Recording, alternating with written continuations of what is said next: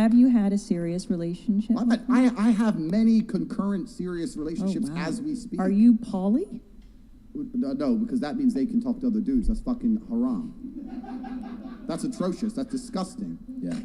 Agreed. Throughout the majority of human history, female promiscuity has been absolutely frowned upon. Only in the Western world we're going to pretend it's an okay thing. Every single culture since the dawn of human time and every single place on the planet has said that female promiscuity is disgusting to the point where females were executed for it. Yeah. And most of the world today... As they should be.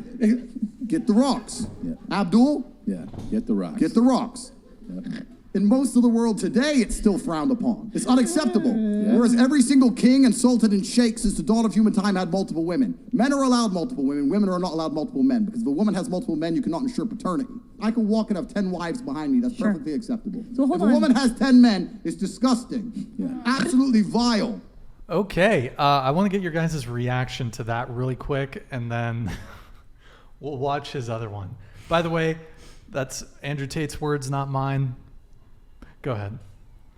Can I go after? Sure. Yeah. Andrew Tate I'm not a fan of him. I feel like a lot of his personality is like to get attention. So I think, yes, he has misogynistic views, but I feel like as I watch his videos and his content, like I feel like he's really exaggerating it to get the backlash and all that stuff because he feeds off of it. And it's smart from a marketing perspective. Like you're getting all of this traction on your page. I get it, but it's like, dude, if you really think like that, like, yeah, his that might be the first video I've seen of him too. But I think that was a rough introduction. Then. Yeah, if that's really how he thinks, I feel like it's so far. Like I wouldn't even be able to have a conversation with him because I couldn't take him serious. Like there's no way you think all these things. I think he's definitely trolling. And if he's not, I don't even know. Sydney, he makes me uncomfortable. Just I feel like Andrew Tate would try really hard to piss me off, but then the fact that I'm like kind of everything that he hates about women, I think that would just end up pissing him off more. But I think it's interesting. I think we're going to see kind of a counterculture to this idea of like a woman has to be with one man, but a man can have 10 women. Well, now we have the idea of like rosters. We have, rap artists, female rap artists who are talking about sex in a way that men have been talking about sex with women for years. So in a way, you're just creating what you hate, if that makes sense. Because people are going to push back and do the extreme because of this. Okay. Yeah, I mean, like for me, I just think the way he talk is so like aggressive. It's kind of, I don't know, it's kind of like dramatic or something, even though I don't admit like the thing he says about women mostly. Yeah. Another thing, go ahead. like Andrew Tate, like I know obviously he's more than just a misogynist. Like I know he's a very successful entrepreneur, businessman, whatever it is. And what bothers me most is like he has this platform and like he has all these opportunities for interviews and things like that. And so he's reaching such a big audience of very like impressionable boys, and it's just like, oh my gosh, like please do not tell me this is the man who you're looking up to, because like not only are they gaining advice from him for like money and status and all of that, so I feel like a lot of people will interpret his actions and his words as things like they should do in order to reach that type of status. Sure. I super agree with that.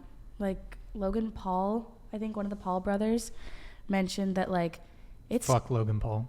What'd you say? Fuck Logan Paul. One of them mentioned that it's terrifying. Like if this is like, everyone has their influencers, but if our like 12-year-old boys are like watching him and being like, oh, okay, well like women shouldn't have to do this and women shouldn't, like it's gonna take us back so many years that it's terrifying. Like women just got, like we're going through the whole like Roe v. Wade bullshit right now, like, and he's just like, I don't know, he scares me. He's a scary person to have to like influence our young generation. Next video. Yeah, I mean, so you do have to question though, why is it that his message, and he's certainly said some very controversial things, why is it that Andrew Tate's message is resonating so much with men? Because I think Andrew Tate is really the pendulum swinging the other way on basically, I don't want to get too much into a debate on feminism, but feminism is basically promoted this. There's a lot of man-hating, and Andrew Tate is sort of the reaction, the response to that.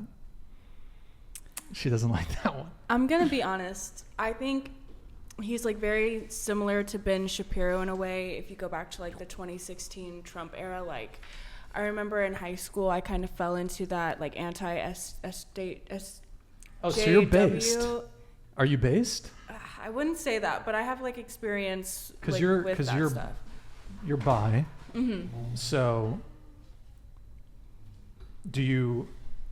I don't know. I don't even know where I'm going with that. But sorry, go ahead. Sorry.